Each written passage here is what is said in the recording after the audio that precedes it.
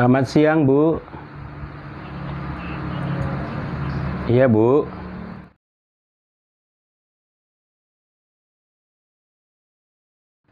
Siap, Bu, siap. Iya, terima kasih, Bu. Terima kasih kepada para pendengar dimanapun berada. Hari ini saya dialog dengan RRI tentang mengetahui upacara adat Pakpak. Pemirsa sekalian, upacara adat Pakpak itu bisa dikategorikan menjadi dua kelompok besar berdasarkan adat budaya Pakpak, yaitu upacara adat yang terkait dengan kegembiraan dan upacara adat yang terkait dengan duka cita. Upacara yang terkait dengan kegembiraan atau sukacita disebut dengan kerja baik. Sementara upacara yang terkait dengan duka cita disebut dengan kerjaan jahat. Upacara tersebut dapat juga dikategorikan berdasarkan 3 kategori besar. Pertama, upacara yang berhubungan dengan daur hidup.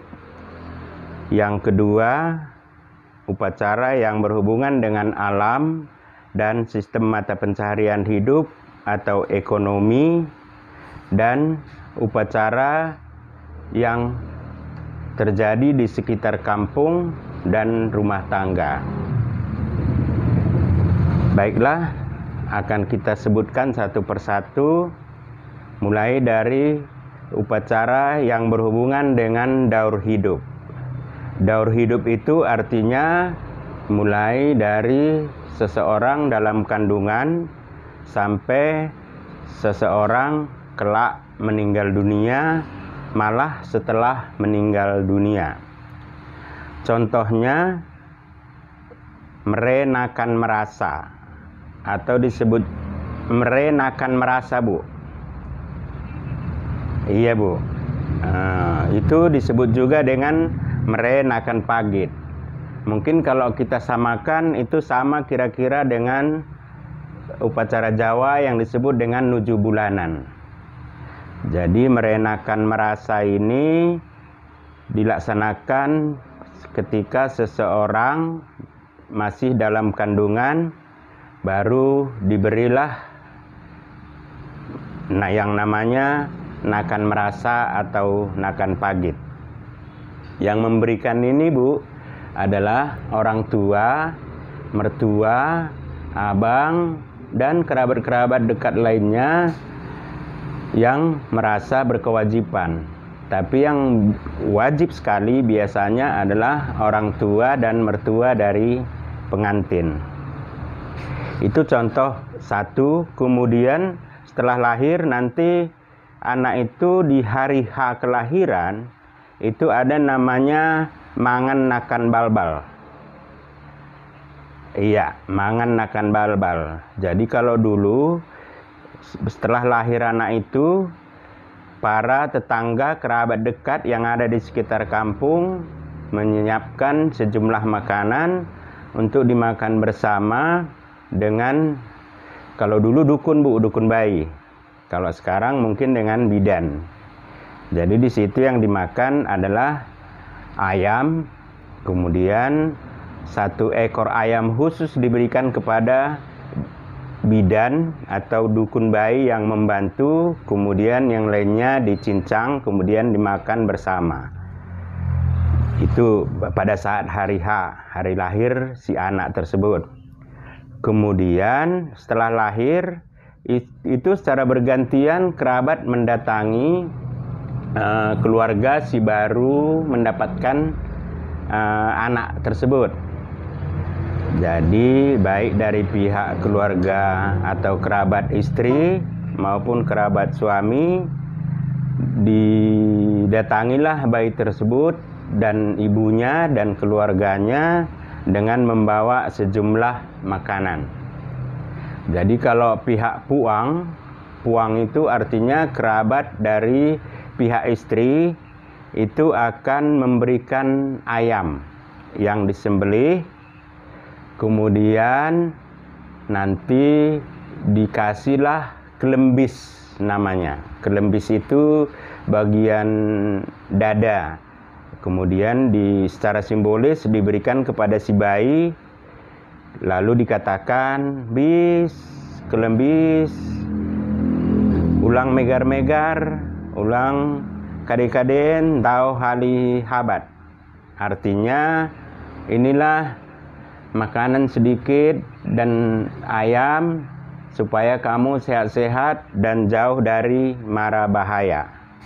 Begitu seterusnya, Bu, nanti sampai seseorang itu dewasa. Setelah dewasa, nanti ada namanya upacara perkawinan. Mungkin itu umum, Bu, ya. Semua punya. Semua suku bangsa atau kelompok masyarakat dimanapun tentu selalu melaksanakan upacara perkawinan. Upacara perkawinan yang ideal itu disebut dengan merbayo atau sinimanima. Sering juga disebut sitari-tari. Yang ideal upacara adat di Pak itu, khususnya perkawinan, dilaksanakan di tempat perempuan. Kalau misalnya ada permintaan khusus supaya dilakukan di tempat pihak laki-laki, maka itu harus dibicarakan dan dimusyawarahkan dan dimintai persetujuan dari pihak perempuan. Itulah namanya merbayo. Tentu tidak bisa saya jelaskan secara lebih detail, tapi intinya itulah merbayo.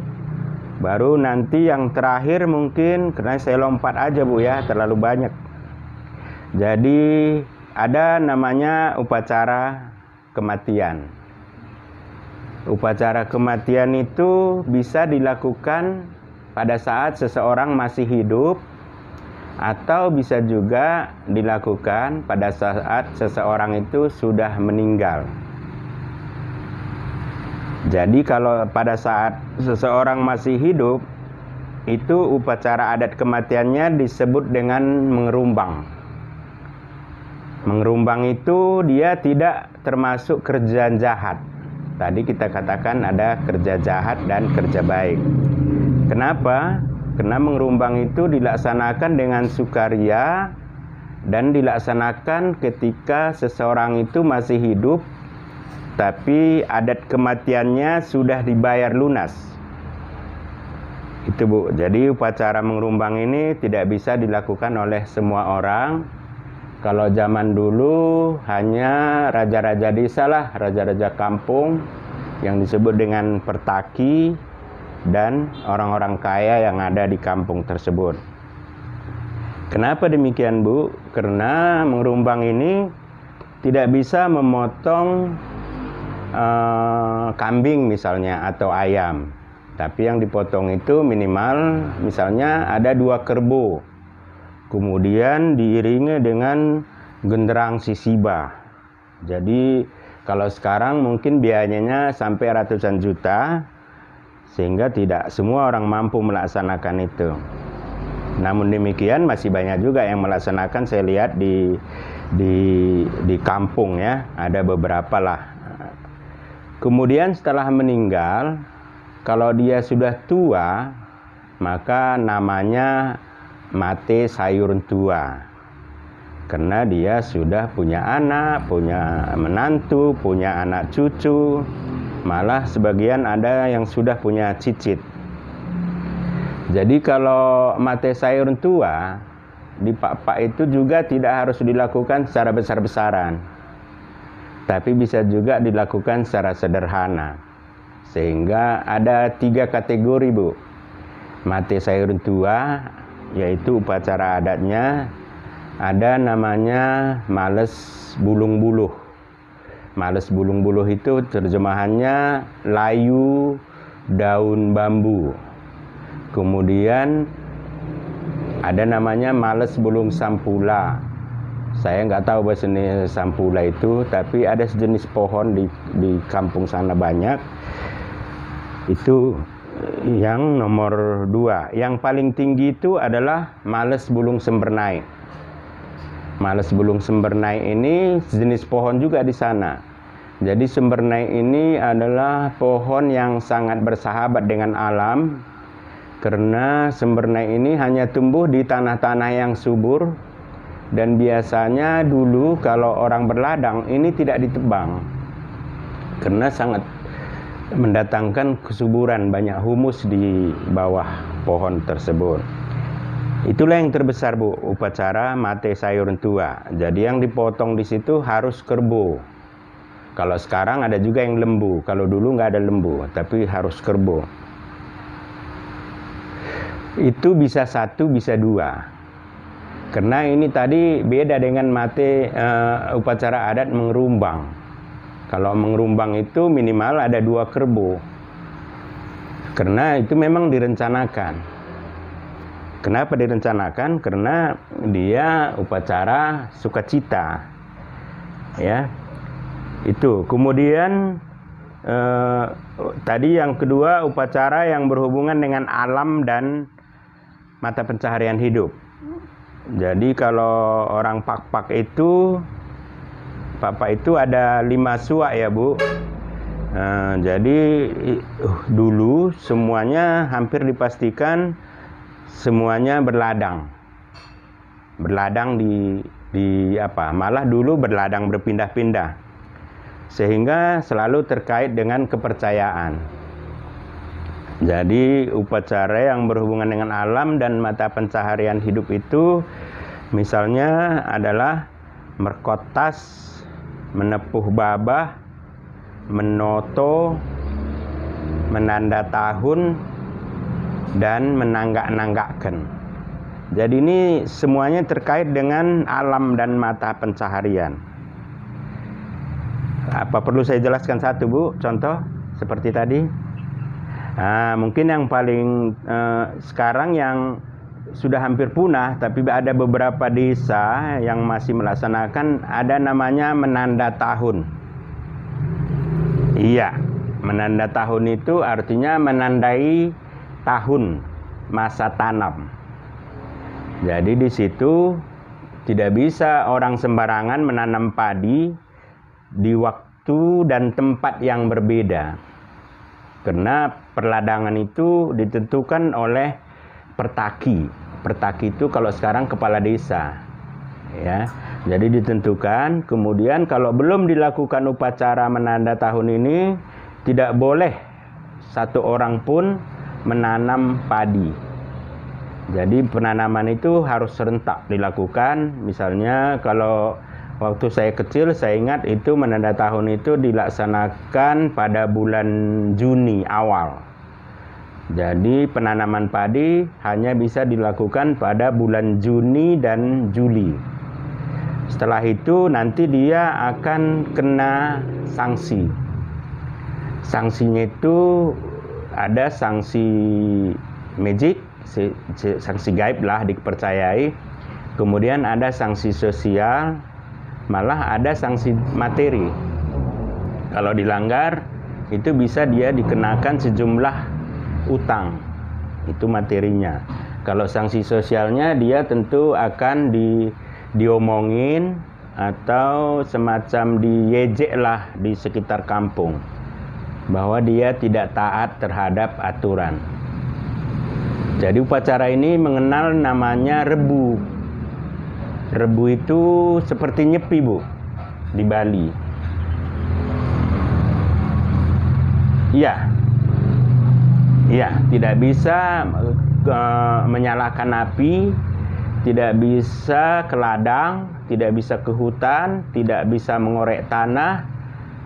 Jadi kalau makanan itu disiapkan sebelum nyepi tiba. Jadi seharian itu nggak boleh ada asap, nggak boleh ke ladang, nggak boleh mancing, nggak boleh ke hutan, semuanya pada hari upacara. Itulah kira-kira salah satu contoh upacara yang terkait dengan ekonomi atau mata pencaharian. Ini masih ada, Bu, dilakukan. Di kampung saya, mulai saya lahir sampai sekarang itu masih dilakukan. Itu ada di Pak Barat, khususnya berapa desa itu ya? 3 desa itu sekaligus dilakukan di sebuah bukit. Cuman pelaksanaannya saya lihat sudah berubah setelah dikenalnya sawah dan berubahnya pola tanam. Kalau dulu saya katakan tadi dilakukan bulan Juni, kalau sekarang ini dilakukan pada bulan Februari. Jadi bisa 2 kali masa tanam karena udah di sawah ada masa tanam 2 kali. Itu Bu, yang terkait dengan mata pencaharian.